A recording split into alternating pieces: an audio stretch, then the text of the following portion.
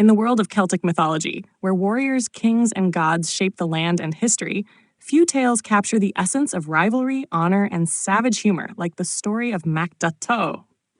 A legendary figure in Irish mythology, Mac Da Thó, Mac Dath, was a king of Leinster, famous not only for his powerful hound, but also for hosting one of the most chaotic and insult-filled feasts in Irish legend. His tale, recorded in Scéla Muicce Meic Dathó, the tale of Mac Da Thó's pig, is one of wit, violence, and the unyielding pride of Ireland's fiercest warriors.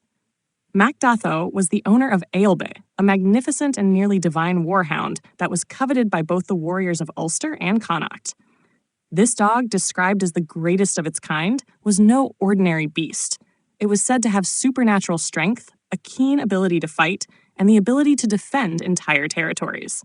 Word of Ailbe's prowess spread across Ireland, and soon, the two rival provinces, the Red Branch warriors of Ulster under King Conchobar Mac Nessa, and the forces of Queen Meb and King Ailill of Connacht, both demanded the hound for themselves. Caught between these two powerful forces, Mac Da Thó found himself in an impossible position. If he denied either side, he would make deadly enemies, yet if he granted the hound to one, he risked the wrath of the other.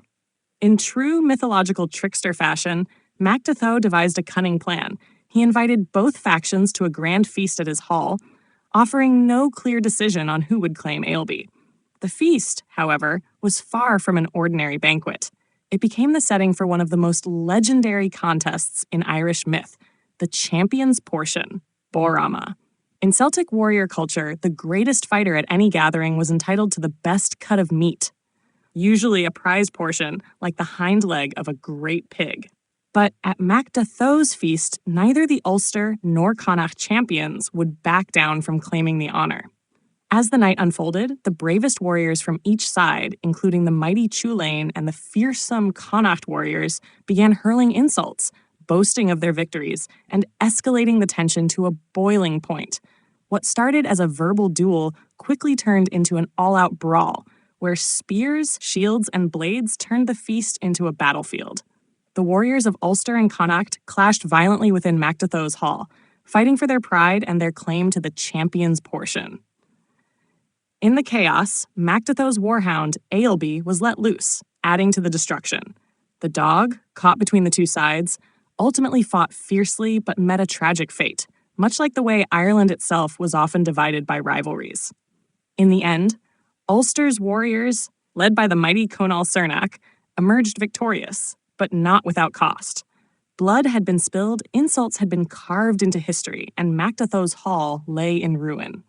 The tale of Mac Da Thó is a perfect reflection of Irish warrior culture, one driven by honor, rivalry, and an almost comical level of stubbornness. While Mac Da Thó himself is not a warrior, his role as the reluctant host of destruction speaks volumes about the expectations of kingship in Celtic mythology. His cunning plan to avoid conflict only escalated into the very chaos he sought to avoid, proving that in the world of Irish myth, fate and destiny are never so easily outwitted. Mac Da Thó's tale is more than just a humorous anecdote of warrior bravado. It is a story deeply rooted in the values of Celtic society. The champion's portion tradition, the fierce pride of Ulster and Connacht, and the tragic end of Ailbe all carry symbolic weight, showcasing the never-ending struggle between competing warriors and the cost of pride. Even today, Mac Da Thó's story continues to be a favorite among scholars and lovers of mythology, serving as a reminder that the line between heroism and folly is often razor-thin.